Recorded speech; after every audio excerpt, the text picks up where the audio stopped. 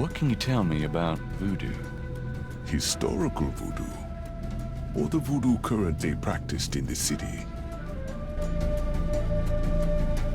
What do you know about the voodoo murders? The killings in the newspaper. I know they have nothing to do with true voodoo in New Orleans. What makes you think the voodoo murders aren't being done by local practitioners? Voodoo is a popular boogeyman, Mr. Knight, especially in New Orleans. Anyone can pretend to use it, just as anyone can pretend to be a black belt in karate. And for the same reason, to intimidate. I know voodoo in this city, Mr. Knight.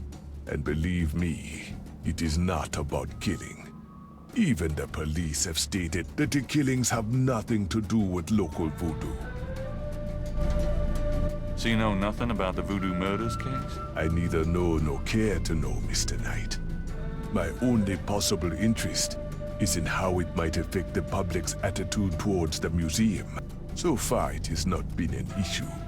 No one has even had the bad taste to bring it up. Until you, that is. What do you think of New Orleans? It is the only city in the United States, as far as I am concerned.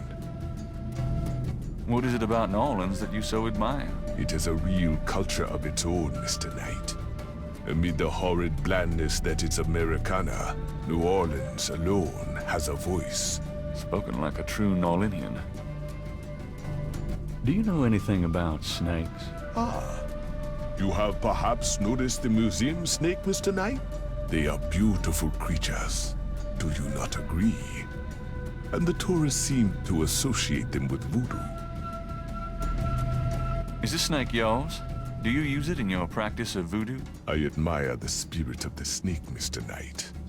But snakes like the museums can be quite dangerous to handle.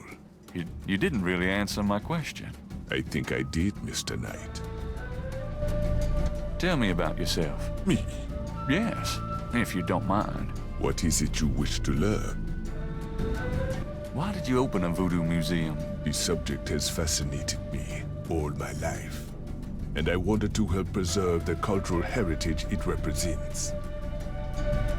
What kind of background in voodoo do you have? Let us just say I cut my teeth on it, Mr. Knight. It is in my blood. Do you do anything besides run the museum? No, the museum does not make me a rich man, but my material needs are simple. I prefer to focus on my one true interest in life. What are your own religious beliefs? My beliefs are too personal and too complex to discuss with a layman, Mr. Knight. Just tell me anything. I am originally from the West Indies myself, you know. Really? What brought you to New Orleans? I was drawn here for personal reasons. Just tell me anything. I am a vegetarian. Really? I can't imagine living without meat. That must be the hunter in you, Mr. Knight. Just tell me anything. I am not an easy person to get to know.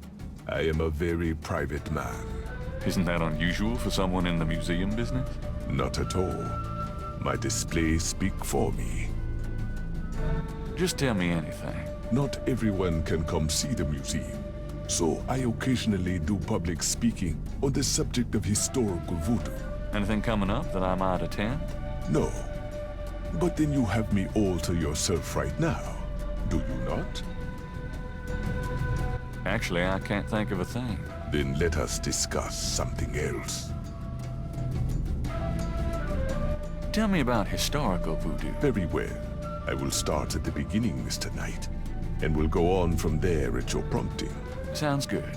As you may know, voodoo is a grassroots religion, formed by the mixing together of many different African tribal religions and Anglo religions, such as Catholicism or Protestantism. In other words, it is a religion born of the African slave trade.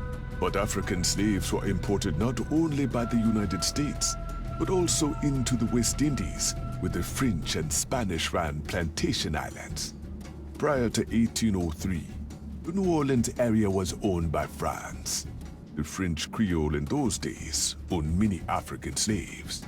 But the Creole did not permit their slaves to gather, giving no chance for voodoo to breed here natively. The Creole also knew enough about the corrupted pagan practices of the West Indies slaves to ban the importings of slaves from that region. So how did voodoo come to New Orleans? After the Louisiana Purchase, American legislators relaxed regulations. Slaves were permitted to gather. The Americans also removed the ban on West Indies slaves. Around the same time, a slave revolt occurred in Santo Domingo, what is now Haiti. Between the lifting of the ban and the Haitian Revolt, West Indies slaves began pouring into New Orleans. Some of them were free people of color, freed or escaped slaves. Some came with their white owners who were fleeing from the revolt. What happened when the West Indies slaves got here? They brought voodoo with them. The native slaves were more than enthusiastic about embracing it. It gave them power, Mr. Knight. If only in the form of a communal band. Among the first meeting places were the Bayou St. John and the shore of Lake Pontchartrain. The early voodoos were heavy snake worshippers, worshipping the one they called the Great Zombie. Tell me more about historical voodoo. By 1817, the voodoo activities were beginning to cause fear among the white slave owners. An ordinance was passed to forbid slave gatherings except in designated public areas at designated times.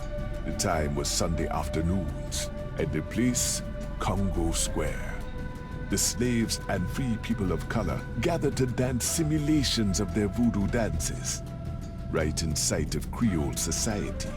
Of course, they also continued to meet in private for the real thing.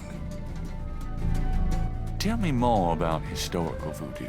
There were a variety of kings and queens at first, voodoo priests and priestesses. But from about 1830, a single power emerged.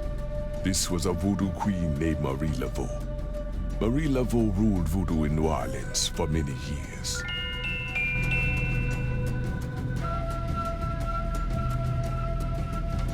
Tell me about Marie Laveau. There were actually two Marie Laveaus, mother and daughter. Most people thought they were the same woman. Her continued youth added to the mystique. The original, the mother, was also known as Widow Paris. It was she that began the empire. Tell me more about Marie Laveau. The Laveau tomb, where one or both of the Maries are believed to be buried, is in St. Louis Cemetery No. 1. It is a popular shrine for practitioners and tourists alike. I myself take tours through the cemetery on a regular basis. Really? Do you have any running this week? No, but the cemetery is open to the general public as well. Tell me about current voodoo. Many people think of voodoo in terms of magic spells or gree-gree. That kind of practice is actually called hoodoo and is only a part of true voodoo. Voodoo, the religion, has a strong following in New Orleans. In fact, it is growing quite rapidly. There are several voodoo churches or temples in the city, and others all across the United States. African Americans see it as a tradition all their own. Whites, and there are many in the religion, are attracted to it because they think it is exotic. I personally am more interested in the history of voodoo. Some of the new movements are copying Haitian or even African voodoo. But it is the voodoo of New Orleans that I find so intriguing. So how's the museum business? Those who truly seek to understand are few, Mr. Knight. But even one can be an audience. Sounds about like my shop. So where do you pick up all this stuff? Oh, here and there. We accept donations of any pertinent items. Do you ever get any wackos in here? You mean besides yourself? Yeah, besides me. I do not care to make those kinds of judgments, Mr. Knight. All are welcome here. You're a big guy, aren't you? You work out, play sports? I do not play basketball, if that is what you want to know. Who, me? No, you just look like such a natural athlete. I do find ways of keeping fit, Mr. Knight. After all, Our bodies are temples. You sound like Grace.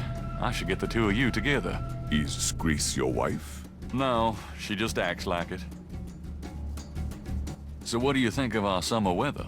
Have you ever seen it so overcast or so muggy? It is unpleasant. The heavens are not pleased these days. Nice outfit. I prefer simple cotton to dead flesh, Mr. Knight. I'll have to remember that. This is quite a place you have here. Thank you, Mr. Knight. I have dedicated myself to the preservation of this unique culture. It is gratifying to see others reap the fruits I have sown. What exactly is hoodoo? Hoodoo refers to magic folk traditions of the South. Hoodoo is a bastard of voodoo. Many of the Gree are similar, but hoodoo does not have the religious aspects of voodoo.